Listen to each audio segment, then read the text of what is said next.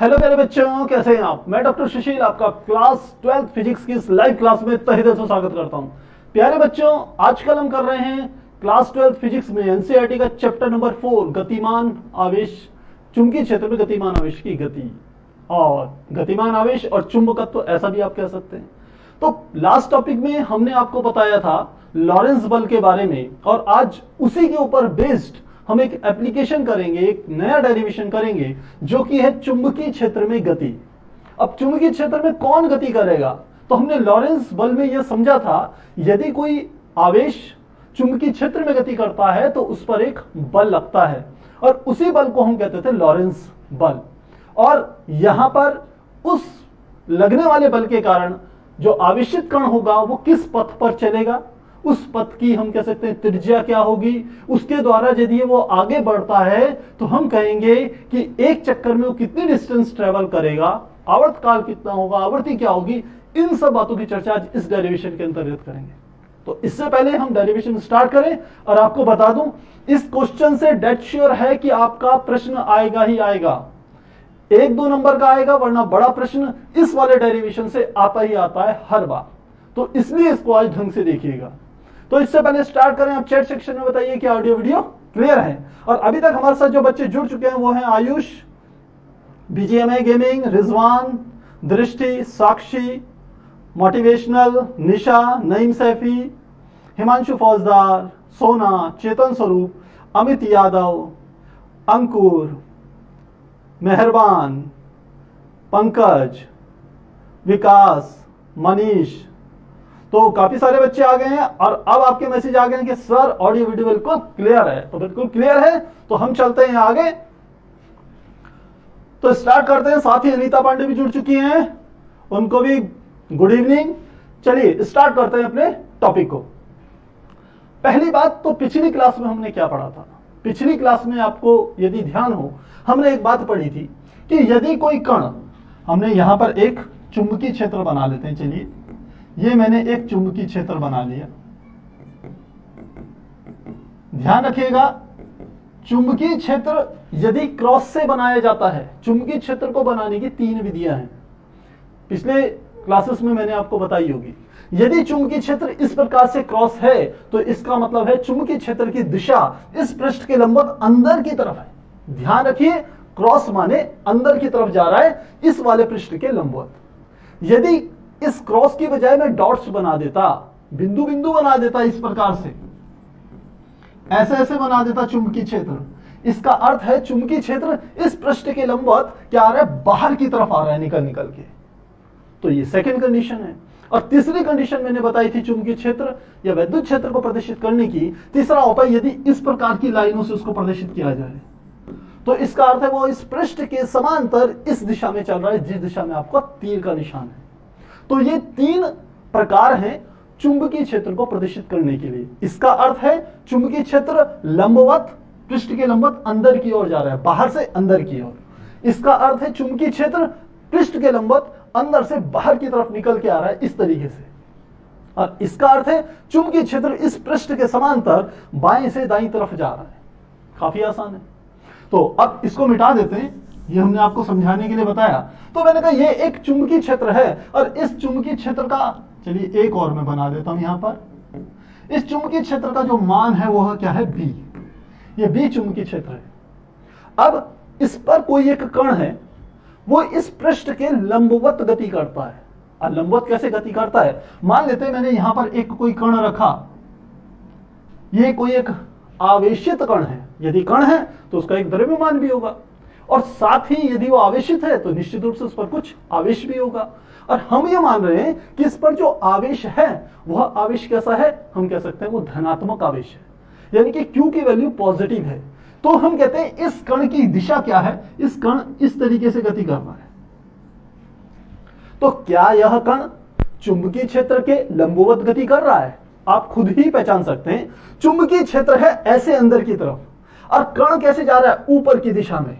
तो आप खुद ही देखिए, चुंबकीय क्षेत्र यदि ऐसे है पृष्ठ के भीतर अंदर की तरफ, और कण ऊपर गति कर रहा है, तो दोनों के बीच का कोण कितना आ गया, ये वाला कोण, ये जो कोण बनेगा ये 90 डिग्री का कोण बनेगा।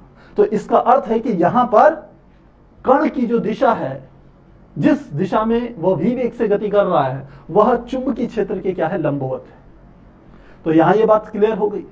अब पीछे के टॉपिक पे चलिए। हमने कहा था तो इस पर क्या लगेगा, एक बल लगेगा। अब बल की दिशा क्या होगी, तो बल की दिशा ज्ञात करने के लिए हमने आपको बताया था फ्लेमिंग के बाएं हाथ का नियम। और फ्लेमिंग का बायां हाथ क्या कहता है, उसके अनुसार यदि हम पहली फिंगर यानी कि इसको, मिडिल फिंगर यानी कि इस वाली उंगली को, और अंगूठे इसको, यदि इन तीनों को एक दूसरे पर इस प्रकार फैलाएं कि ये तीनों एक दूसरे पर लंबवत हों, तीनों एक दूसरे से 90 डिग्री का एंगल बनाएं, तब पहली जो हमारी हम कह सकते हैं ये इंडेक्स फिंगर होती है, पहली फिंगर, इसको हम कहते हैं यह चुंबकीय क्षेत्र की दिशा को प्रदर्शित करती है। ये जो बीच की फिंगर होती है, मिडिल फिंगर, ये वाली फिंगर, यह प्रदर्शित करती है धन आवेश के बहने की दिशा को, क्योंकि जिस दिशा में धन आवेश बहेगा उसी दिशा में धारा भी प्रवाहित होगी। तो आप ये भी कह सकते हैं ये धारा के बहने की दिशा या धन आवेश के चलने की दिशा को प्रदर्शित करती है ये वाली उंगली। तो यदि यह दोनों एक दूसरे पर लंब हैं, तो जो आवेशित कण चुंबकीय क्षेत्र के लंबवत गति कर रहा है उस पर लगने वाले बल की जो दिशा होगी, चुंबकीय क्षेत्र के द्वारा उस पर जो बल लगाया जाएगा वह इन दोनों के लंबवत ऊपर की तरफ होगा। तो नियम तो आपने बहुत पढ़े होंगे, लेकिन उसे इंप्लीमेंट कैसे करना है इस बात को आप ढंग से समझिए। ये फिर से हम ये ले रहे हैं। अब देखिए चुंबकीय क्षेत्र कहां है, पृष्ठ के लंबवत अंदर की तरफ है। तो हमने क्या करा, ये पृष्ठ के लंबवत, ये मेरी फिंगर थी, इस फिंगर को पृष्ठ के लंबवत ऐसे अंदर की तरफ मैंने इंगित कर दिया। दूसरी बात, कण किस वेग से, v वेग से ऊपर की ओर जा रहा है, तो मैं यहां लिख भी लेता हूं, ये v वेग से चल रहा है ऊपर की ओर। तो पहली फिंगर मेरी चुंबकीय क्षेत्र के दिशा को प्रदर्शित कर रही है पृष्ठ के लंबवत अंदर, और दूसरी बीच वाली फिंगर को धन आवेश के चलने की दिशा को बताना है। तो मैंने इसको ऐसे मोड़ दिया। तो ये वाली फिंगर अंदर दर्शा रही है, ये वाली फिंगर ऊपर। तो ये प्लस क्रॉस के निशान पहली फिंगर से, और बीच वाली फिंगर v की दिशा को दर्शाएगी। तो अब आप अंगूठा देखिए इस दिशा में दिखा रहा है, इसका अर्थ है इस पर जो बल लगेगा वो इस दिशा में लगेगा। तो अब इसी चीज को आपने समझना है। तो हमने कहा इस पर लगने वाले जो बल की दिशा होगी वह बल इस दिशा में कार्य करेगा, ये बल इस दिशा में लगेगा। कहां से पता चला, फ्लेमिंग के बाएं हाथ के नियम से। इतनी बात क्लियर हो गई आपको। तो अब पहले थोड़ी सी हम लिखते हैं इसकी थ्योरी को, और फिर उसके बाद क्या करते हैं, इस डेरिवेशन को स्टार्ट करते हैं। यहां पर बेसिक चीजें मैंने आपको बता दी है। तो लिखते हैं कि माना m द्रव्यमान तथा q आवेश वाला कोई कण चुंबकीय क्षेत्र की लंबवत दिशा में v वेग से गतिशील है, अतः इस पर लगने वाला बल किसके नियम से, लॉरेंस बल। इस पर लगने वाला बल अर्थात कौन सा बल, लॉरेंस बल कितना होगा, बल हो जाएगा F बराबर, और आप जानते हैं फार्मूला होता है Q, और ब्रैकेट में हम क्या लिखते हैं, V क्रॉस B, ऐसे लिखा जाता है। आप जानते हैं ये दोनों सदिश राशियां हैं, इन दोनों सदिशों का गुणनफल करते हैं, जो हम कह सकते हैं बल लगता है वह भी एक सदिश राशि। तो इतनी बात क्लियर हो गई, इसमें मुझे नहीं लगता कहीं पर कोई आपके डाउट होंगे। तो ये F बराबर आ गया हमारा Q into V cross B के बराबर आ गया। अब इसको थोड़ा सा आप सॉल्व करें जैसे हमने पिछली बार करा था, क्योंकि हम लिखते हैं इसी को लिखा जा सकता है Q V B, क्योंकि सदिश गुणन है इसलिए इसको लिखते थे साइन थीटा। किसके बराबर है, लगने वाले बल F के बराबर। और हम लिख सकते हैं चूंकि थीटा बराबर कितना है, 90 डिग्री। क्यों है 90, क्योंकि चुंबकीय क्षेत्र लग रहा है अंदर की तरफ और कण कहां चल रहा है, ऊपर की दिशा में। अभी बताया दोनों एक दूसरे के लंबवत हैं, तो थीटा का मान हो गया 90, और लिखेंगे साइन 90 का मान, साइन 90 का मान कितना होता है, 1। तो यह मान इस समीकरण में रखें तो लगने वाला बल हो गया F बराबर QVB, इसके बराबर आ गया। पर ये क्या चीज है? ये केवल बल का परिमाण है, कितना बल लगेगा इस बात को ये दर्शा रहा है। अब इस बल की दिशा किधर होगी? जैसे मैंने भी आपको समझाया फ्लेमिंग के बाएं हाथ के नियम से, तो कहेंगे लगने वाले बल की दिशा फ्लेमिंग के बाएं हाथ के नियम से भीतर की तरफ होगी। तो लिखते हैं लगने वाले बल F की दिशा फ्लेमिंग के बाएं हाथ के नियम से ज्ञात की जा सकती है, और हमने बता दिया लगने वाले बल की दिशा ऐसे होगी। अब थोड़ा सा क्लास 11th की तरफ थोड़ा सा ध्यान दीजिए। क्लास 11th में आपने एक बात पढ़ी होगी, यदि किसी कण पर, कोई कण है, यदि वह चल रहा है और उस पर एक लंबवत बल लगाया जाए, मतलब जो बल लग रहा है वो कण की चलने की दिशा के लंबवत है, तो कण जो होता है वो वृत्ताकार पथ पर गति करता है। इसका अर्थ है वेग इस दिशा में था, बल इस दिशा में लग रहा था, तो जो कण के चलने की दिशा होगी वो वृत्ताकार पथ होगी। तो इसका अर्थ यह भी है, मैं यदि यहां डायग्राम में बनाऊं उस चीज को, तो ये पथ यहां से इस तरीके से चलना शुरू करेगा, और मान लेते हैं यहां से घूम के वो यहां पर आ गया। जब ये यहां पर आएगा कण, तो कण किस दिशा में चल रहा है? इस दिशा में चल रहा है, लेकिन ये वाले कण की चलने की जो दिशा है ये भी वेग से ही चलेगा। जब किसी कण पर कोई लंबवत बल लगता है तो कण का वेग का परिमाण परिवर्तित नहीं होता। ध्यान दीजिए मेरी बात। यदि कोई कण चल रहा है, उस पर एक ऐसा बल लगा दूं, उस लगने वाले बल की दिशा कण के चलने की दिशा के लंबवत है, तो कण का वेग परिवर्तित कभी नहीं होता है, लेकिन कण की दिशा परिवर्तित होती है। वही घटना यहां घट रही है। चुंबकीय क्षेत्र B के कारण इस V वेग से चलते हुए कण पर जो बल लग रहा है लंबवत F, उसके कारण कण का वेग तो ही रहेगा, लेकिन उसकी दिशा बदल जाएगी। तो इस दिशा में आया तो फिर से लगने वाले बल की दिशा कहां लगेगी? अंदर की ओर F। फिर यहां से देखें ये घूमता है इस तरीके से और इस बिंदु पर पहुंचता है। इस बिंदु पर पहुंचेगा तो फिर से कहेंगे ये कण था, चलने की दिशा क्या है? ये V, और लगने वाले बल की दिशा क्या है? ये F। और इसी तरीके से ये घूम करके हम कहें यहां पर पहुंच गया, इस बिंदु पर पहुंच गया। चलने वाले कण की वेग की दिशा क्या है? ये, और लगने वाले बल की दिशा क्या है? ये। और ऐसे ही ये आगे की ओर चलेगा और एक वृत्त का निर्माण करेगा। इसका अर्थ है कि यह कण वृत्ताकार पथ पर गति करेगा। एग्जाम में बहुत बार आपसे प्रश्न पूछा जाता है, 1 नंबर का प्रश्न, यदि कोई आवेशित कण एक समान चुंबकीय क्षेत्र में क्षेत्र के लंबवत प्रवेश करेगा, इसका अर्थ है कि जो चुंबकीय क्षेत्र है उसके लंबवत आ रहा है कण चलता हुआ, V वेग से गति करता हुआ, तो कण का पथ कैसा होगा? आपको बोलना है कण का पथ वृत्ताकार होगा। 1 नंबर का प्रश्न डेफिनेटली आता है ये, आप इसको नोट कर लीजिए अपनी कॉपी में, अभी बता रहे हैं, नोट कर लीजिए। तो यह हमने यहां पर यह बात आपको समझा दी। अब हमने कहा कि यदि ये वृत्ताकार पथ पर गति कर रहा है तो इस वृत्त का कोई केंद्र भी होगा। हमने कहा ये वृत्त का केंद्र है। यदि ये वृत्ताकार पथ है और वृत्त का केंद्र है, तो केंद्र से लेकर परिधि तक की जो दूरी होगी इसको हम कहेंगे ये वृत्त की त्रिज्या क्या है? R।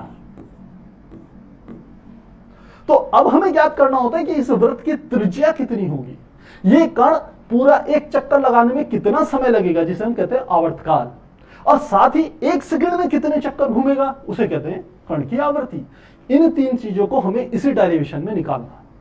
तो बहुत आसान है, बहुत इजी है, आप घबराइएगा मत, बहुत ही इजी है।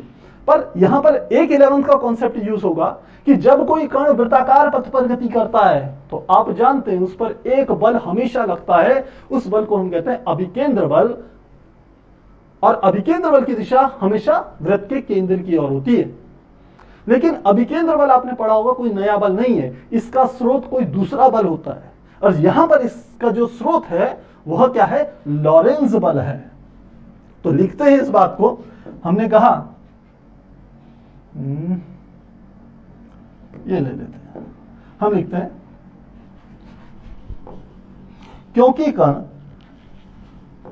क्योंकि कण वृत्ताकार पथ पर गति करता है अतः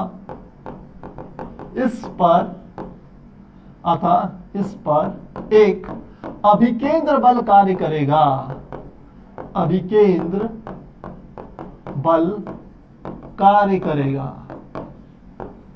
करेगा जिसका स्रोत, ध्यान रखिए, जिसका स्रोत, वो अभिकेंद्र बल कहां से आएगा? जिसका स्रोत लॉरेंस बल होगा।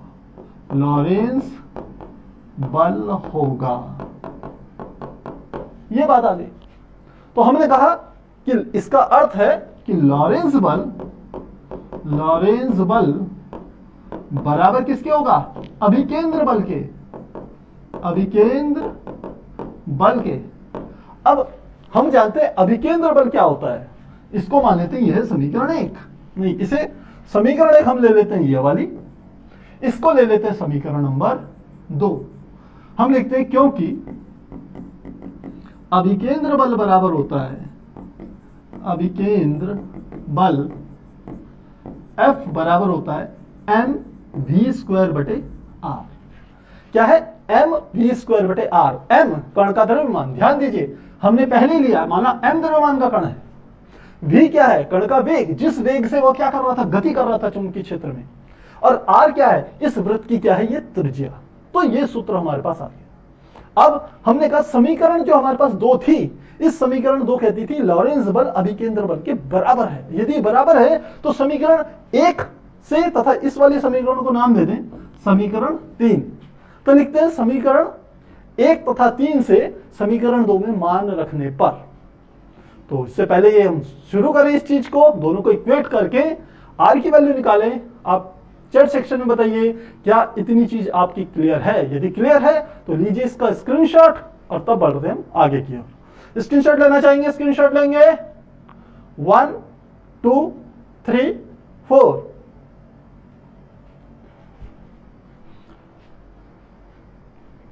अरे बच्चों पढ़ लो, गप्पेबाजी मत करो, एग्जाम में गप काम नहीं आएगी।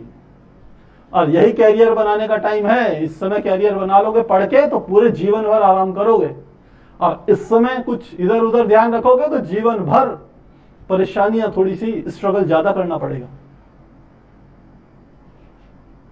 हिमांशु कह रहे हैं सर एफ की दिशा दोबारा बताना। ठीक है, एफ की दिशा दोबारा बताएंगे। और कुछ, किसी का कोई डाउट? क्लियर है?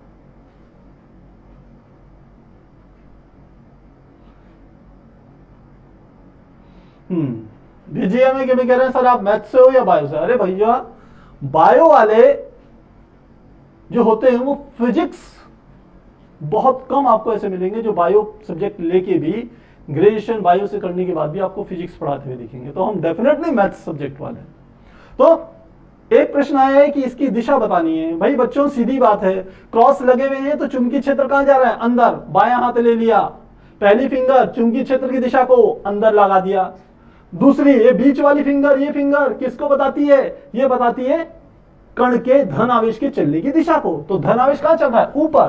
तो ये हो गया चुंबकीय क्षेत्र अंदर, ये वाला हो गया, हम कह सकते हैं धन आवेश की चलने की दिशा। ऐसे घुमा दिया तो ये मेरा अंगूठा इधर की ओर आ गया, तो लगने वाली बल की दिशा इधर की ओर आ गई। कौन सा हाथ यूज करना है? बायां हाथ। बायां हाथ, ध्यान रखिए यहां पर लिखा हुआ है कि फ्लेमिंग के बाएं हाथ के नियम से, और ये आपको लिखा चुका हूं, लगाइए, आसानी से निकलेगी बल की दिशा। चाहे किधर भी लगाइए, इन सब जगह हमेशा अंदर की ओर आएगी। तो मुझे लग रहा है स्क्रीनशॉट ले लिया होगा। अब चलते हैं आगे समीकरण 2 में समीकरण 1 तथा 3 के मान रखने पर। तो लिखते हैं समीकरण 2 में समीकरण 1 व 3 से मान रखने पर, तो मान रखेंगे क्या आ जाएगा? बाएं पक्ष था लॉरेंस बल था QVB, और दाएं पक्ष था अभिकेंद्र बल यानी कि mv²/r। मुझे क्या निकालना है? त्रिज्या निकालनी है r, वृत्ताकार पथ की त्रिज्या। तो r को इधर ले गया और इधर बच गया mv²। बटे क्यू वी भी इसके नीचे ले आए, क्यू वी बी, यहां इसकी दो घातों में से एक घात कट जाएगी, एक बच जाएगी और यहां v कट जाएगा, तो क्या आ गया r is equal to m v upon q into b.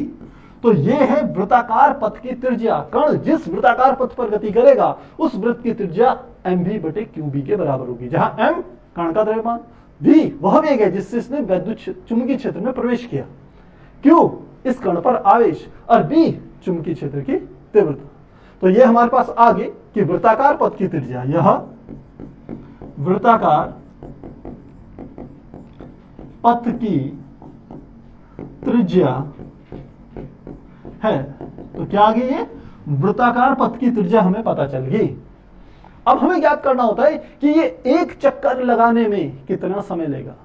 तो हम लिखते हैं कण का आवर्तकाल।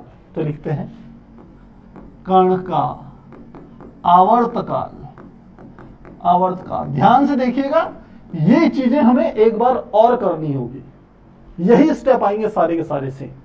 तो कण का आवर्तकाल कैसे निकालेंगे? हमने कहा कि ये कण ऐसे वृत्ताकार पथ पर उसने गति करी, तो पूरा एक चक्कर मान लेते हैं, यहां से शुरू करते हैं, तो यहां से चला और घूम करके यहीं तक आ गया, तो एक चक्कर हुआ। एक चक्कर लगाने में जो समय लगता है उसे कहते हैं आवर्तकाल। और यदि कण v वेग से गति कर रहा है तो हम सूत्र जानते हैं, चूंकि चाल बराबर होता है दूरी बटे समय, तो बेसिक फॉर्मूला यूज कर रहे हैं, तो समय बराबर क्या हो जाएगा दूरी बटे चाल।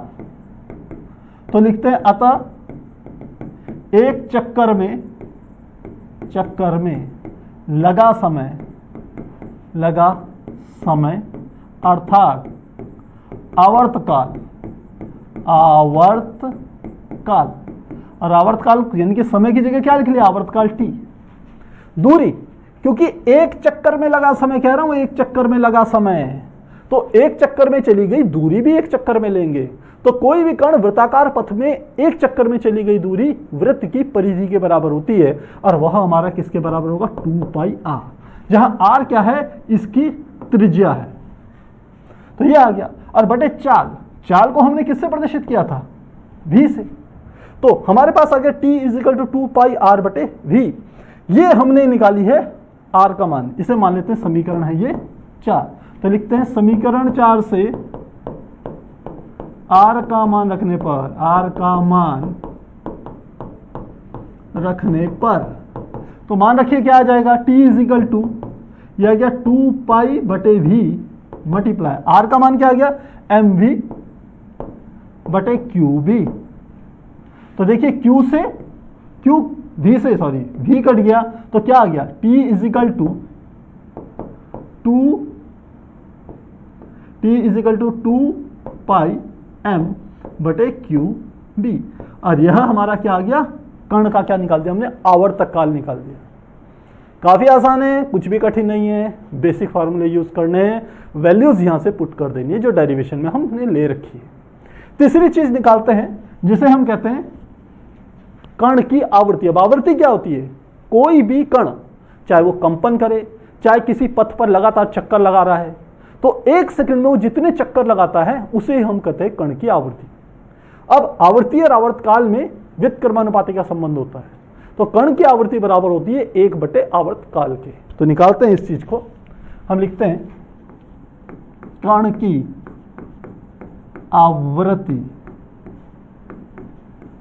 आवृत्ति हम लिखते हैं, चूंकि आवृत्ति जिसे हम सामान्यतः न्यू से, ये न्यू है या एन से भी निरूपित करते हैं, एन से भी प्रकट करते हैं, तो आवृत्ति बराबर होता है, खींच ही जाता है ये कभी कभी, आवृत्ति बराबर 1 बटे आवर्तकाल। तो आवर्तकाल को किससे रिप्रेजेंट करते हैं? कैपिटल टी से। तो आवृत्ति न्यू बराबर 1 बटे क्या आ जाएगा टी। और इस समीकरण को ये 4 मानिए, इसको मान लीजिए 5। लिखते हैं समीकरण 5 से मान रखने पर तो मान रखें न्यू बराबर हो जाएगा 1 बटे आवर्तकाल का मान 2πm/qb 2πm upon q b multiply q b ऊपर चले जाएगा तो आवृत्ति बराबर निकलगी क्यू बी बटे 2πm। अब देखिए इसमें एक चीज थोड़ा सा सुधार कर लें, पाई को अच्छे से बना लें। ये आ गया 2πm ऊपर क्यू बी अपॉन 2πm। अब यहां पर एक बात ध्यान देने की है कि कण की आवृत्ति क्या है कि वृत्ताकार पथ पर एक सेकंड में वो कितने हम कह सकते हैं कंपन करेगा या कितने चक्कर लगाएगा। लेकिन इस वाले फैक्टर में कहीं पर भी कण का वेग नहीं आया है। इसका अर्थ यह है कि जो आवृत्ति होती है इस कंडीशन में, कंडीशन कौन सी, जब एक समान चुंबकीय क्षेत्र में कोई कण जिसका वेग v है वह लंबवत प्रवेश करता है तो उस कण की जो आवृत्ति होगी वृत्ताकार पथ पर वह कण के वेग पर निर्भर नहीं करती है। और इसी को हम कहते हैं इसकी साइक्लोट्रॉन आवृत्ति। इसका अर्थ है आवृत्ति वेग पर निर्भर नहीं कर रही है और इसी का इस्तेमाल करेंगे, यूज करेंगे जब हम साइक्लोट्रॉन की स्टडी करेंगे। अभी आपको लग रहा होगा पता नहीं क्या है, लेकिन इसी चैप्टर में एक टॉपिक आएगा। तो लिखते हैं क्योंकि कण की आवृत्ति वेग v पर निर्भर नहीं करती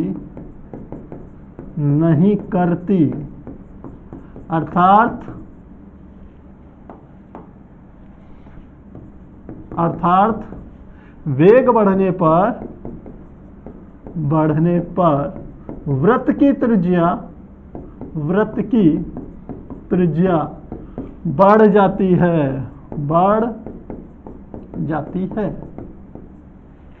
इस चीज का क्या अर्थ हुआ? इस चीज का अर्थ यह हुआ कि यदि कण का वेग छोटा होगा तो वह छोटे त्रिज्या के पथ पर गति करेगा, क्योंकि एक सेकंड में उसने जो कंपन लगाने हैं उनकी संख्या क्या है, नियत है। तो वेग कम होगा तो छोटी त्रिज्या के वृत्त पर गति करेगा, वेग बढ़ा दोगे तो कण की त्रिज्या बढ़ती चली जाएगी, लेकिन आवृत्ति नियत रहेगी उस भी स्थिति में भी।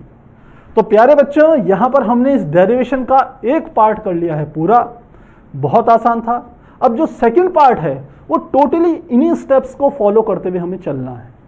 वो बहुत आसान है यदि आपको बशर्ते ये समझ में आ गया हो।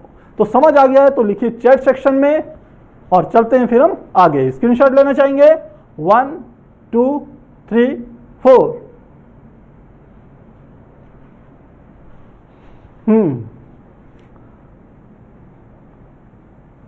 बहुत बढ़िया। साक्षी फार्मूला लिख रही है, बहुत बढ़िया। क्यू बी अपॉन 2πm बिल्कुल सही है।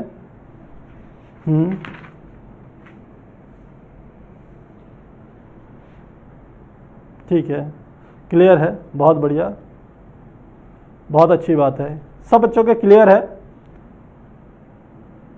सीधे पहाड़ से कह रहे हैं बहुत हार्ड। अरे बच्चों, हार्ड तो चीज तब लगेगी आपको जब एनसीईआरटी खुद से पढ़ोगे। जब आपको कोई पढ़ाएगा ना तो वो 10 गुना आपको आसान लगनी चाहिए। अगर आपको ये देखना है कि ये चैप्टर कितना हार्ड है तो कोई भी चैप्टर जब हम यहाँ पढ़ाते हैं उससे पहले खुद से समझने की कोशिश कीजिए एनसीईआरटी से। तब आपको जब हमसे पढ़ेंगे तब लगेगा हाँ कुछ ये सरल बताया सर ने। बाकी फिजिक्स पढ़ रहे हैं थोड़ी सी आपको हार्ड लगेगी। तो क्लियर है, सारे बच्चों के मैसेज आ गए हैं। तो अब हम चलते हैं आगे। तो ये हमने पहली कंडीशन ली कि जब कोई कण चुंबकीय क्षेत्र के लंबवत v वेग से गति कर रहा है। अब सेकंड कंडीशन को समझिए। अब हम देते हैं दूसरी कंडीशन में, यदि कण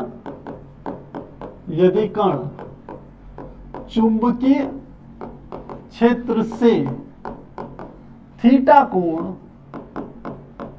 बनाते हुए v वेग से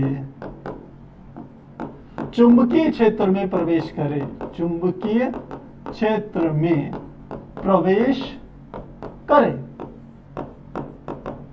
अब इसका अर्थ क्या हुआ? हम कह रहे थीटा कोण से, तो लिखते हैं जहां थीटा क्या चीज है, थीटा कुछ इस प्रकार से है कि जो थीटा का मान है वो 0 डिग्री से क्या है, बड़ा है, और 90 डिग्री से क्या है, छोटा है। 0 और 90 के बीच में रख दिया इस बार कोण। तो अब यदि वैसा वाला डायग्राम बनाएंगे तो आप हो जाओगे कंफ्यूज। तो अब हम बना रहे हैं एक सिंपल सा डायग्राम।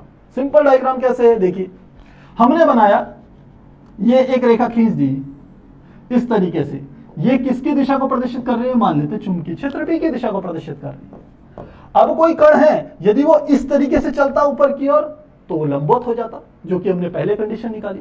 लेकिन हमने कहा वो थीटा डिग्री के कोण से इस चुंबकीय क्षेत्र में प्रवेश कर गया जहां थीटा का मान 0 से 90 के बीच में। तो कैसे आया कण, कण इस प्रकार से आ गया, ऐसे आ गया। ये क्या है कण, v वेग से, उसके वेग v की दिशा है। तो ऐसी स्थिति में कण का पथ कैसा होगा हमें यह ज्ञात करना है, क्योंकि यदि लंबवत प्रवेश करेगा तो वृत्ताकार होगा। 1 नंबर का प्रश्न मिलेगा आपको। लेकिन अगर वो नहीं आया तो ये आएगा कि यदि कण थीटा डिग्री के कोण से प्रवेश करे चुंबकीय क्षेत्र में, आवेशित कण, तो उसका पथ कैसा होगा। तो उसी को निकालेंगे हम। सबसे पहले इस वेग v के 2 घटक कर रहे हैं। तो घटक कौन कौन से, यहां से हम क्या करते हैं, एक पहले तो ऐसी एक रेखा खींच लेते हैं और इसके करेंगे 2 घटक। पहला घटक ऐसे और एक घटक ऐसे। ये घटक हमने कई बार यूज करे हुए हैं, क्लास 11th में वेक्टर से आते हैं, सदिशों का हम कह सकते हैं वियोजन। तो इस v के 2 घटक करें, एक घटक तो ये वाला हो गया और इस घटक को हम नाम देते हैं क्योंकि यहां से ये थीटा डिग्री का कोण बना रहा है, इसलिए इस घटक को कहते हैं, ये x अक्ष पर है तो इसे कहते हैं vx बराबर v cos थीटा। और ये दूसरा घटक क्योंकि खड़ी अक्ष पर है इसलिए इसको नाम देते हैं vy और इसको कहते हैं, ये होता है v sin थीटा। तो ये घटक क्षैतिज घटक, ये घटक ऊर्ध्वाधर घटक। तो ये वाला घटक चुंबकीय क्षेत्र की ही दिशा में है, यानी कि चुंबकीय क्षेत्र और इस घटक के बीच का जो कोण है वह 0 है। और आप जानते हैं यदि कोई कण चुंबकीय क्षेत्र की दिशा में ही गति करता है तो उस पर कोई बल कार्य नहीं करता, वो पहले से जैसे v वेग से पहले से चल रहा है वैसे ही चलता रहेगा, न उसकी दिशा परिवर्तित होगी न उसका वेग परिवर्तित होगा। तो ये वाला घटक उस कण की हम कह सकते हैं स्थिति में कोई परिवर्तन करने का प्रयत्न नहीं करेगा, बस कोशिश करेगा ये वाला घटक कि उस कण को आगे की ओर ले जाए। ध्यान रखिएगा मेरी बात को, यह घटक क्या करेगा, कण को आगे ले जाने का, आगे ले जाने का प्रयास करेगा, प्रयास करेगा, प्रयास करेगा तो ले जाएगा भी। और ये वाला जो घटक होता है, ये वाला घटक, ये घटक कौन सा है, ये कण को वृत्ताकार पथ पर गति करने के लिए मजबूर करेगा। तो हम लिखते हैं यह कौन सा, ये वाला घटक, यह घटक कण को वृत्ताकार पथ पर, इसे ढंग से लिख लें, बच्चे बाद में कहते हैं सर राइटिंग समझ में नहीं आ रही है, कण को वृत्ताकार पथ पर घुमाने का प्रयत्न करेगा, प्रयत्न करेगा। तो ये 2 घटक हैं, एक कह रहा है कण को आगे ले चलता हूं, दूसरा घटक जो ऊर्ध्वाधर घटक है वो उसे वृत्ताकार पथ पे घुमाने की कोशिश करेगा। तो अब कण क्या करेगा, अरे भाई आपके, हम कहें कि आपके जीवन में भी ऐसा होता होगा, कभी आपका एक जो प्रिय दोस्त है वो कहता होगा चल भाई पिक्चर चलते हैं, और घर में घर वाले क्या कहते हैं, घर वाले कहते हैं भाई पढ़ाई के टाइम पे पढ़ाई, फिल्म बिल्कुल नहीं देखनी है, सीधे क्या करो, पढ़ाई करो। तो आप न तो दोस्त की पूरी बात मान पाते हो, न आप घर वालों की पूरी बात मान पाते हो, तो आप क्या करते हो, एक बीच का रास्ता निकालने की कोशिश करते हो, एक ऐसा रास्ता कि दोस्त भी नाराज ना हो और वो घर वाले भी नाराज ना हो।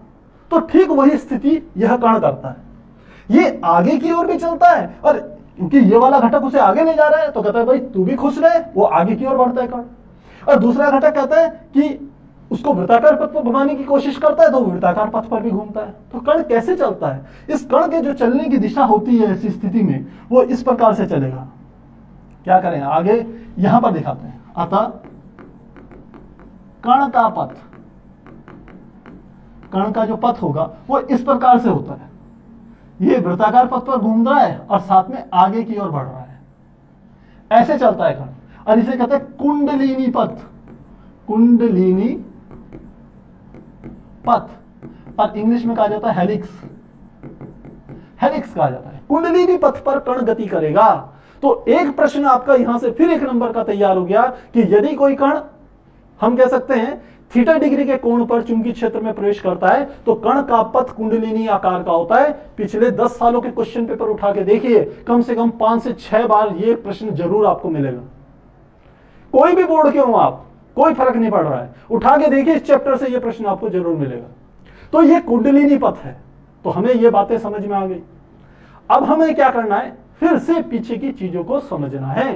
पहली चीज आती है कि यदि पथ वृत्ताकार पथ पर गति कर रहा है, क्योंकि वृत्ताकार पथ पर ऐसे ऐसे घूम रहा है, ये कुंडलिनी पथ कैसा है, जैसे स्प्रिंग होती है आपकी, स्प्रिंग होती तो गोलाकार है लेकिन उसके छल्ले आगे की ओर बढ़ते हैं, तो ठीक है ऐसी गति करेगा। तो इसकी त्रिज्या कितनी होगी, तो त्रिज्या निकालने के लिए फिर से हम किसका इस्तेमाल करेंगे, अपने पिछले फार्मूले का इस्तेमाल करेंगे। और पीछे के फार्मूले हमारे क्या थे, ये हमने निकाला था F = QVB, और यहां पर हमारा आता है F = mv²/r। तो हमने कण का जो पथ निकाला था, यहां पर वेग निकाला था R = mv/qv, लेकिन यहां v नहीं लेना है। v की जगह हम जो घटक लेंगे वह हम घटक लेंगे, कौन सा घटक, जो कि ऊर्ध्वाधर घटक होगा, और ऊर्ध्वाधर घटक था v sin थीटा।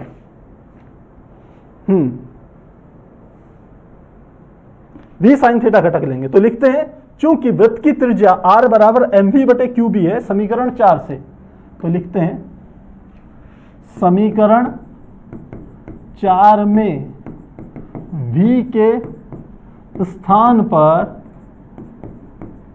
vy, क्योंकि ऊर्ध्वाधर घटक क्या है, vy रखने पर, तो रखते हैं R बराबर था mv/qb।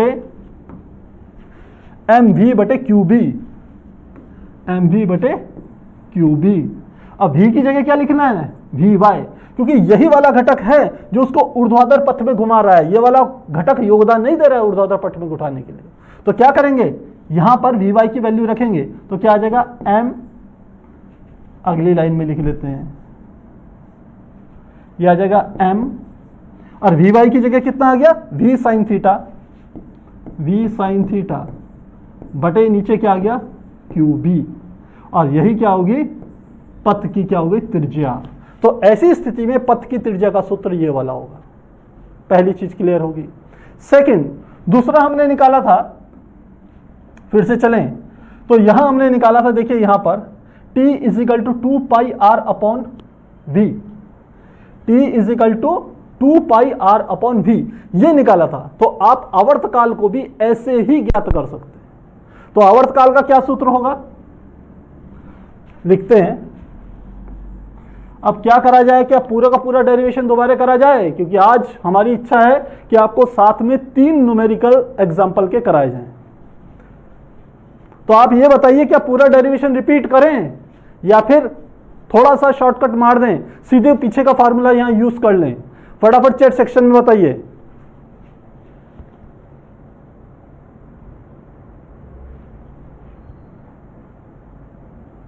बिल्कुल सही, अनामिका दुबे बिल्कुल सही लिख रही है।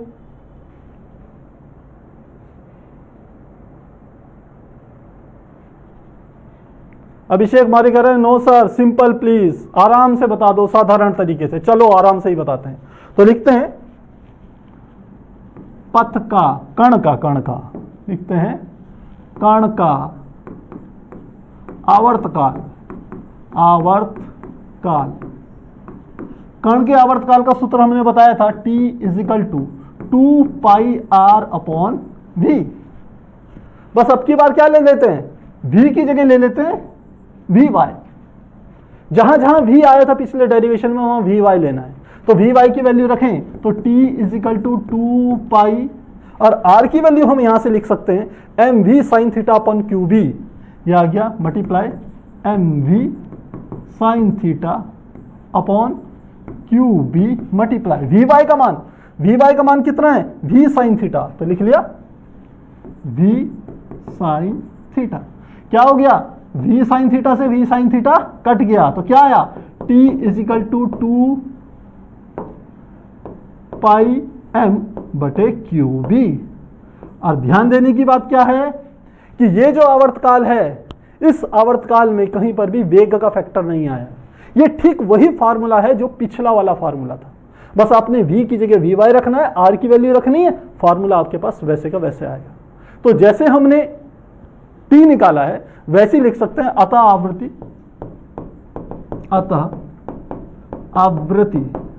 आवृत्ति भी निकालना चाहें तो न्यू बराबर क्या आ जाएगा, इसको पलट देंगे, यह आ जाएगा QB बटे 2πm, क्योंकि आवृत्ति बराबर क्या होता है, लिख भी लेते हैं, चूंकि आवृत्ति बराबर होता है 1 बटे आवर्तकाल के, तो ये वैल्यू रखेंगे तो ये पलट जाएगा QB बटे 2πm, बिल्कुल पहले की तरह। तो सब चीजें हमने निकाल दी, लेकिन एनसीईआरटी में एक एक्स्ट्रा टॉपिक यहां पर दे दिया उसने कहा भाई ये ठीक है, ये आगे की ओर जब बढ़ेगा तो एक चक्कर लगाने में कितनी डिस्टेंस आगे की ओर ट्रेवल कर लेगा, ये चली गई दूरी कितनी होगी। तो एक चक्कर लगाने में कण कितनी स्थानांतरित दूरी, यानी कि एक सीधी रेखा में कितनी दूरी चलेगा, इसको इसने निकालने की बात कही है, और उसको उन्होंने नाम दिया है पिच। तो लिखते हैं कण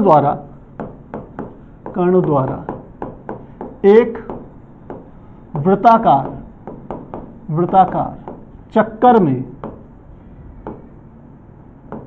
आधा कण द्वारा एक वृत्ताकार चक्कर में चली गई दूरी, तो चली गई दूरी का सूत्र आ जाएगा, ये हमारी हेडिंग होगी, दूरी बराबर चाल बराबर क्या होता है, दूरी बटे समय। तो दूरी बराबर क्या हो जाएगा, चाल गुणा समय, सिंपल फार्मूला। अब ध्यान रखिए ये जो दूरी ट्रेवल करेगा कितनी होगी। अब की बार चाल कौन सी लेनी है, क्योंकि हम क्षैतिज दूरी की बात कर रहे हैं। कौन सी दूरी की, इस क्षैतिज दूरी की, इस दूरी को कैलकुलेट करना चाह रहे हैं, इस वाली दूरी को।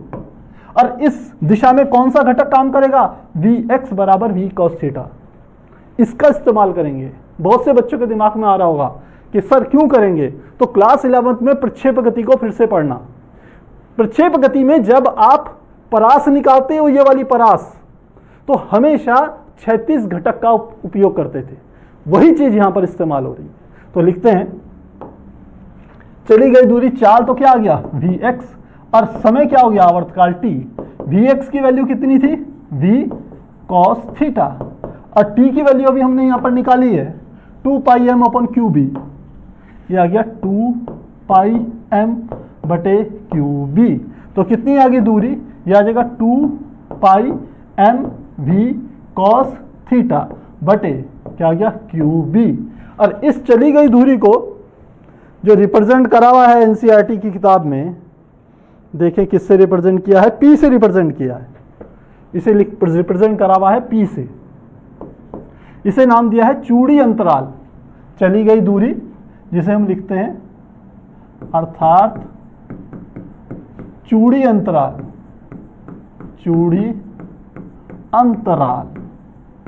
और इस चूड़ी अंतराल को P से रिप्रेजेंट किया है, स्मॉल p से, तो यही P हमने यहां पर दे दिया। देखें P है, हाँ स्मॉल p, तो ये P का फॉर्मूला हमारे पास ये आ गया। तो इस तरीके से प्यारे बच्चों इस डेरिवेशन को आपने कंप्लीट करना है। डेरिवेशन थोड़ा लेंथी है, लेकिन समझ में आ गया तो बहुत आसान, और करने के लिए हम इसे केवल 5 स्टेप पे कर सकते थे। एनसीईआरटी ने तो 3 या 4 लाइनों में इस सारे डेरिवेशन को कंप्लीट करके बता दिया। अगर उस तरीके से करते तो हो जल्दी जाता, पर समझ में शायद बहुत कम बच्चों के आता। तो भले लॉन्ग मेथड यूज कीजिए, हर चीज को डिटेल में समझने की कोशिश कीजिए, आगे की चीजों में भी आपके काम आएगी। तो इसका लीजिए स्क्रीनशॉट, और यदि कोई डाउट है तो चैट सेक्शन में लिख सकते हैं। तो स्क्रीनशॉट लेना चाहेंगे, स्क्रीनशॉट लेंगे 1 2 3 4। नेक्स्ट स्क्रीनशॉट लेंगे 1 2 3 4। चलिए ये हो गया हमारा पूरा। अब चलते हैं एनसीईआरटी के क्वेश्चन की तरफ, देखें क्या कोई डाउट है। बहुत बढ़िया, साक्षी कुमारी फॉर्मूला लिख ली है, बहुत बढ़िया। हिमांशु कह रहे क्लियर है, कोई प्रॉब्लम नहीं है। चीजें लंबी होने से कोई फर्क नहीं पड़ता, समझ में आनी चाहिए। आपको कहते हैं 1 से 10,000 तक गिनती लिखो, कोई फर्क नहीं पड़ेगा, आपको समय लगेगा बस। लेकिन कोई और चीज कह दे जो आपकी समझ में ना आई हो, भले ही 1 पेज 2 पेज 4 पेज की, बड़ी परेशानी हो गया। तो उस प्रोसेस को समझिए। तो हम करते हैं उदाहरण 4.1, 200 ग्राम द्रव्यमान का 1.5 मीटर लंबाई के, देखें आ रहा है स्क्रीन में, हाँ स्क्रीन में आ रहा है।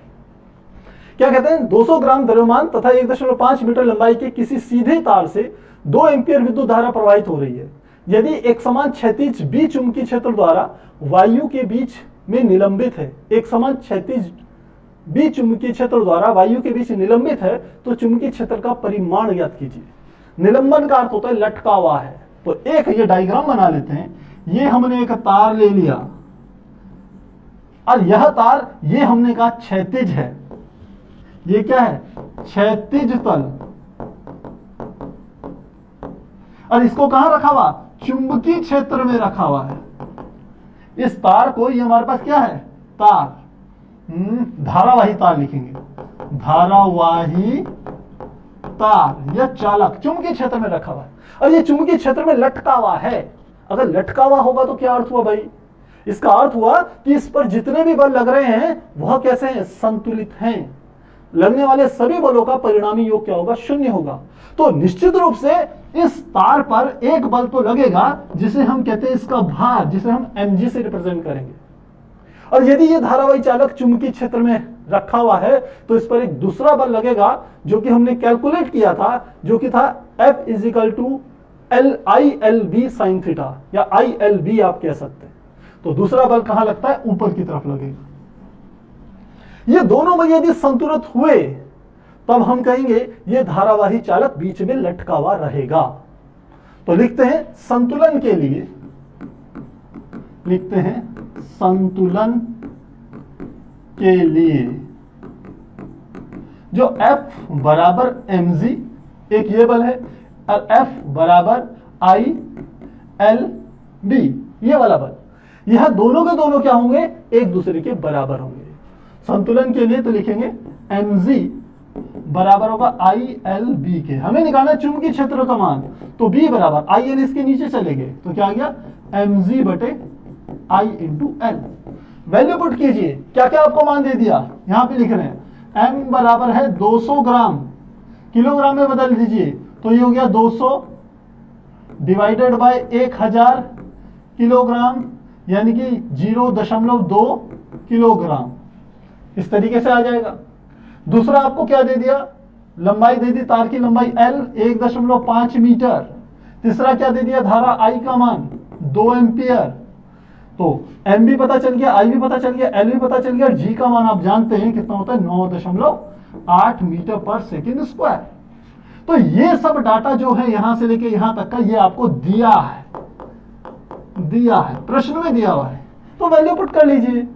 B का मान हमें निकालना है, क्या ज्ञात करना था, यहां पर चुंबकीय क्षेत्र B को निकालना था। प्रश्न में लिखा है चुंबकीय क्षेत्र का परिमाण ज्ञात कीजिए। दिशा नहीं पूछ रहा है आपसे, केवल परिमाण पूछ रहा है, क्योंकि दिशा तो स्पष्ट है कि वो ऊपर की तरफ ही लगेगा, नीचे नहीं लगेगा, जो बल लगने वाला बल होगा। और फ्लेमिंग के बाह्यांशों से निकाल भी सकते हैं। तो वैल्यू पुट रखें, M का मान कितना आ गया, 0.2, G का मान 9.8, I का मान 2 एम्पियर, 2 गुणा L का मान, यानी चालक की लंबाई 1.5 मीटर। सबको कैलकुलेट कीजिएगा, और जो आंसर आ रहा है सीधे मैं एनसीईआरटी का आंसर ले रहा हूं, मैं इसे कैलकुलेट नहीं कर रहा हूं, आप खुद से कैलकुलेट कीजिएगा। 0.65 टेस्ला के बराबर आएगा, 0.65 टेस्ला। और आप जानते हैं टेस्ला एमकेएस पद्धति में चुंबकीय क्षेत्र का मात्रक होता है, इससे छोटा मात्रक गॉस भी होता है, जो कि 1 टेस्ला बराबर 10⁴ गॉस होता है। तो हम यहां टेस्ला में निकालेंगे। पहला क्वेश्चन क्लियर हो गया। कोई डाउट किसी को? प्यारे बच्चों, यदि कोई डाउट है तो आप चैट सेक्शन में लिख सकते हैं। इस प्रश्न, ऐसे प्रश्न आते बहुत है प्यारे बच्चों। देखिए डाटा दे रखा सिंपल सा आपको, अगर आपको डेरिवेशन समझ में आते हैं, फॉर्मूले याद रहते हैं, कॉन्सेप्ट समझ में आते हैं, तो बहुत एक सीधे फार्मूला लिखना है, ये वाले 2 फार्मूले लगा के ये फार्मूला निकालना है, आंसर निकल जाएगा। कठिन नहीं है। एग्जाम में आते हैं, आधे से बच्चे क्वेश्चन को देख के छोड़ देते हैं, पढ़ते भी नहीं। बहुत बढ़िया, आंसर लिख रहे हैं, कोई डाउट नहीं है। तो अब चलते हैं अगले प्रश्न की तरफ। अगला प्रश्न, देखिए स्क्रीन पे आ रहा है, हाँ ठीक है। यदि चुंबकीय क्षेत्र धनात्मक y अक्ष के समांतर है तथा आवेशित कण धनात्मक x अक्ष के अनुदिश है, तो चित्र 4.4 में देखिए तो लॉरेंस बल किस दिशा में लगेगा जबकि गतिमान कण इलेक्ट्रॉन कण आवेशित है और बी प्रोटॉन। क्या कहना चाह रहा है देखिए इस प्रश्न को, पहले से थोड़ा सा बीच में ले आते हैं, प्रश्न को थोड़ा बड़ा करके दिखा देते हैं आपको। अब समझिए क्या कहना चाह रहा है। देखिए इसने जो डायग्राम दिया है वो आप एनसीईआरटी से देखिएगा, यहां पर उसका कोई फर्क नहीं पड़ रहा है। क्यों नहीं पड़ रहा है बता रहा हूं। एक चुंबकीय क्षेत्र धनात्मक y अक्ष के समांतर है, तो चुंबकीय क्षेत्र क्या दे दिया, सॉल्यूशन में लिखेंगे चुंबकीय क्षेत्र भी किस दिशा में है, y अक्ष के समांतर, यानी कि y अक्ष के अनुदिश है, आप ऐसा भी कह सकते हैं उसी की दिशा में है। और तथा आवेशित कण धनात्मक x अक्ष के अनुदिश गतिमान है, यानी कि v का जो मान दे दिया वो किस दिशा में दे दिया, धनात्मक x अक्ष, यानी कि x अक्ष। तो धनात्मक तो स्वतः ही ले रहे हैं हम, पॉजिटिव नहीं लगा रहे हैं उसके आगे, तो धनात्मक ही होगा। तो लॉरेंस बल किस दिशा में लगेगा, यानी कि लगने वाला बल F आपको इसकी दिशा बतानी है सिर्फ, किस दिशा में लगेगा। A इलेक्ट्रॉन कण यदि है और B में प्रोटॉन है, एक में ऋणावेश है एक में धनावेश है। सूत्र क्या होता है, सूत्र पे ध्यान दीजिएगा। हम जानते हैं चूंकि F बराबर Q साथ में होता है V क्रॉस B, यही होता है, इसको ऐसे में लिख सकते हैं। अब देखिए इस डाटा को छोड़ दीजिए, आपको दिशा चाहिए ना, तो आप सबसे पहले V की दिशा लिखिए। यहां पर V की दिशा क्या है, x अक्ष पर, और x अक्ष की दिशा को हम किससे निरूपित करते हैं, यूनिट वेक्टर I से। तो मैंने यहां लिख लिया यूनिट वेक्टर I, बीच में क्रॉस का निशान है, क्रॉस B यानी कि चुंबकीय क्षेत्र, चुंबकीय क्षेत्र की दिशा क्या है, y अक्ष। तो इसकी दिशा को किससे निरूपित करते हैं, यूनिट वेक्टर J से। तो यहां पर क्या लिख लिया, यूनिट वेक्टर J। अब आपको कुछ नहीं, F की दिशा निकालनी है। आपको पता होना चाहिए I क्रॉस J बराबर होता है हमेशा K के। ध्यान रखिए सदिशों के गुणन में क्लास 11th में ये चीज आई है, और कई बार मैं आपको ये चीज बता चुका हूं कि आपको पता होना चाहिए I क्रॉस J बराबर K के क्रम रखते हैं, J क्रॉस K बराबर I, और तीसरा होता है K क्रॉस I बराबर J, इसके बराबर होता है। सबके ऊपर कैप आप लगा लेना, ये होता है। तो ये आ गया, यदि आवेश धनात्मक है, तो यदि धनात्मक है तो इस चीज के आगे प्लस का निशान लगा लो, तो क्या आ जाएगा, I क्रॉस J यानी कि किसके बराबर आ गया, K के बराबर धनात्मक। ये कब है धनात्मक, लिखते हैं जब Q बराबर क्या है, धनात्मक, यानी कि क्या है, प्रोटॉन। तो दिशा क्या आ गई, K यानी कि Z अक्ष की ओर, तो लिखते हैं दिशा Z अक्ष की ओर, और कौन सा Z अक्ष, धनात्मक Z अक्ष की ओर। ये बात क्लियर होगी। सेकंड, यही वाला बल है, बल का सूत्र यही है, ध्यान रखिए। फॉर्मूला क्या है, F बराबर Q V cross B, F बराबर Q ब्रैकेट में है V क्रॉस B। फिर से ध्यान दीजिए, अब की बार आवेश क्या लिख लिया मैंने, इलेक्ट्रॉन, तो लिखते हैं यदि Q क्या हो, ऋणात्मक यानी कि क्या हो, माइनस में हो, तो Q की जगह क्या लिख लेना है, माइनस। ये कौन सा पार्ट कर रहे हैं हम, ये A पार्ट कर दिया हमने यहां पर, और यहां पर कौन सा पार्ट कर दिया था, यहां पर B पार्ट कर दिया था। तो Q की जगह क्या लिख लिया, माइनस Q। अब ये चीजें सेम है पहले की तरह, तो माइनस निशान लगा लेंगे आगे इसकी दिशा निकालने के लिए। V की दिशा कौन सी है, आप देखिए V की दिशा है I और इसकी है J, तो ये आ गया I क्रॉस J। तो I क्रॉस J मैंने कहा K के बराबर होता है, तो माइनस का निशान यहां आ गया, ये क्या आ गया, K। तो लगने वाले जो F की दिशा होगी वो माइनस K की दिशा में होगा, और माइनस K यानी कि माइनस Z दिशा में। इस तरीके से आप इसे कैलकुलेट करेंगे। ये चीज मैं आपको बता चुका हूं, दिखाता हूं कहां पर।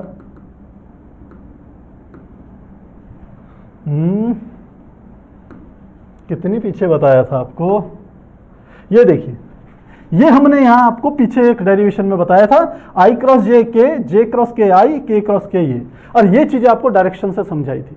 हमने कहा था ये ज्यादा आसान है, हर जगह आप फ्लेमिंग के बाएं हाथ का नियम लगाओगे तो थोड़े कंफ्यूज हो जाओगे, तो इसलिए इन चीजों का डाटास का इस्तेमाल कीजिए, क्वेश्चन आपको बहुत आसान लगे।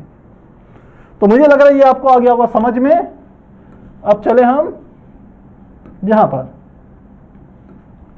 तो इसका लीजिए आप स्क्रीनशॉट ले सकते हैं, स्क्रीनशॉट लेना चाहेंगे 1 2 3 4। कहीं कोई दिक्कत?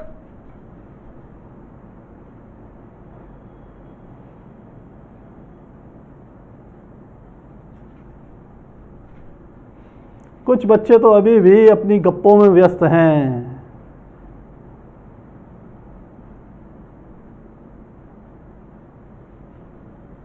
बीजीएमआई गेमिंग कह रहे हैं 21 में पूरी हो जाएगी। अरे बच्चों 21 में पूरी हो, कभी भी पूरी हो, जितना पढ़ा रहा हूं आपकी समझ में तो आए।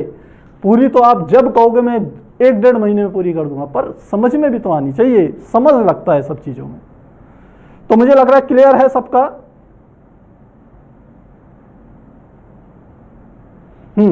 तो फिर आगे चलते हैं अगले प्रश्न में। अगला प्रश्न आता है, इसको थोड़ा सा हम बड़ा कर लें।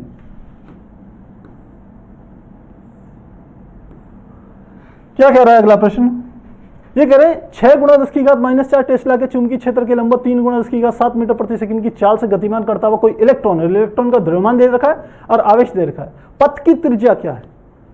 अब आपको क्या दिया है? पथ की त्रिज्या कैलकुलेट करनी है। तो बिल्कुल जो अभी हमने डेरिवेशन किया है कि एक समान चुंबकीय क्षेत्र में कोई कण क्या कर रहा है? प्रवेश कर रहा है, उसका वेग दे दिया इन्होंने, और उसकी क्या निकालनी है हमें? उनको पथ की त्रिज्या कैलकुलेट करनी है।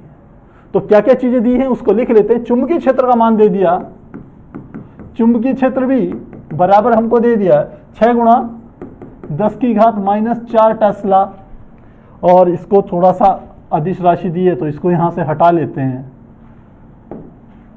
सेकंड हमें दे रखा है चुंबकीय क्षेत्र के लंबवत, चुंबकीय क्षेत्र के लंबवत यानी कि थीटा बराबर 90 है। तो थीटा बराबर क्या दे दिया हमें? 90 डिग्री दिया है। किसमें? बी तथा वी में।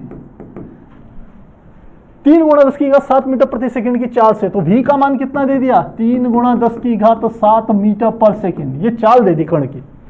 और कण क्या है? इलेक्ट्रॉन है, जिसका द्रव्यमान 9 × 10⁻⁻31 m बराबर दे दिया 9.1 मल्टीप्लाई 10⁻⁻31 kg, ये हम पहले से जानते हैं। और आवेश दे दिया उसका q का मान 1.6 10⁻⁻19 कूलम। तो पथ की त्रिज्या क्या है? सबसे पहले पथ की त्रिज्या यानी कि हमें r कैलकुलेट करना है। अभी हमने फॉर्मूला निकाला है,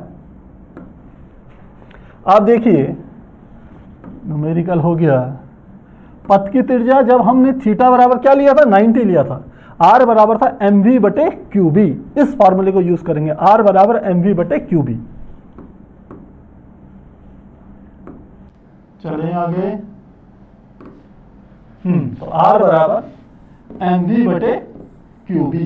वैल्यू पुट कर लीजिए। r का मान 9.1 10⁻31, v का मान हमें दिया है 3 × 10⁷ बटे q का मान हमें पता है 1.6 × 10⁻⁻19 कूलम, और b का मान 6 × 10⁻14। और जब इस सबको कैलकुलेट करेंगे तो मैं डायरेक्ट आंसर लिख रहा हूं।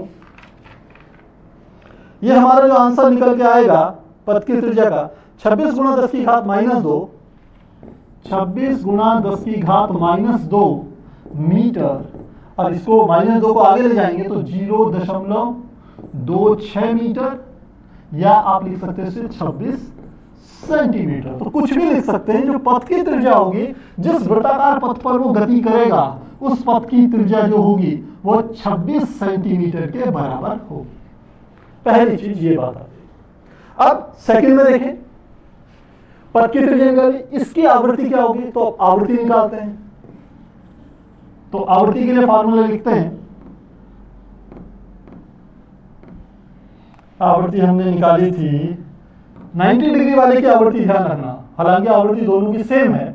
तो आवृत्ति बराबर है qb/2πm। तो आवृत्ति हमारी निकल रही है qb/2πm। तो लिखते हैं आवृत्ति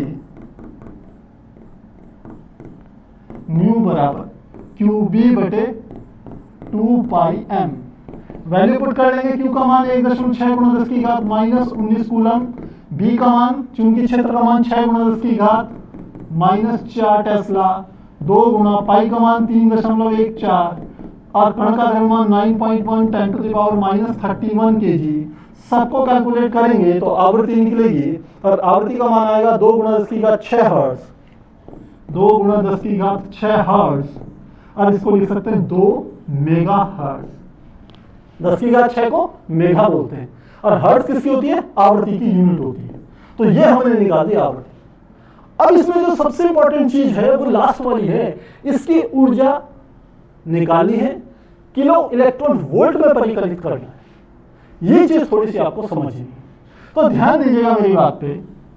सबसे पहले ऊर्जा निकालेंगे तो ऊर्जा होती है गतिज ऊर्जा, K बराबर होता है 1/2 mv²। फार्मूला लगेगा क्योंकि कण गति कर रहा है ना, वृत्ताकार पथ पर घूम रहा है, तो गतिज ऊर्जा उसके अंदर।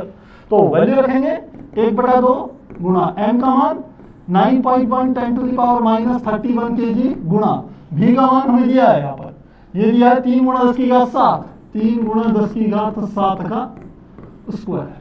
इसको कैलकुलेट करके जो मान आ रहा है वो मैं लिख रहा हूं। जो मान इसको निकल के आएगा वह निकल के आएगा 40.5 गुणा 10 की घात माइनस 17 जूल। 40.5 गुणा 10 की घात माइनस 17 जूल, क्योंकि ऊर्जा है इसलिए इसका मतलब जूल होगा। अब थोड़ा सा ध्यान देना है, ये किलो इलेक्ट्रॉन वोल्ट में परिवर्तित करना है।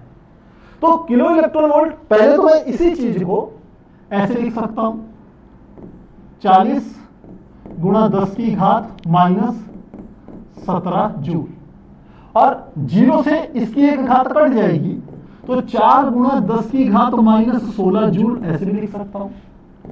ये K की वैल्यू आ गई, काइनेटिक एनर्जी। अब ध्यान दीजिए, चूंकि इसने दिया है 1 इलेक्ट्रॉन वोल्ट, ये दिया है 1 इलेक्ट्रॉन वोल्ट बराबर होता है 1.6 गुणा 10 की घात माइनस 19 जूल के बराबर ये होता है। और मैं लिखूं 1 किलो इलेक्ट्रॉन वोल्ट, तो किलो का अर्थ होता है 10 की घात 3 से गुणा कर दीजिए इस चीज की, तो 1.6 गुणा 10 की घात माइनस 19 जूल। तो टोटल कितना आ गया? 10 की घात 3, 10 की घात माइनस 19, तो ये आ गया 1.6 गुणा 10 की घात माइनस 16 जूल। तो 1 किलो इलेक्ट्रॉन वोल्ट बराबर 1.6 गुणा 10 की घात माइनस 16 जूल है। आपको गतिज ऊर्जा निकालनी है किसमें? किलो इलेक्ट्रॉन वोल्ट में। तो कैसे निकलेगी? इस राशि में आपको भाग देना पड़ेगा।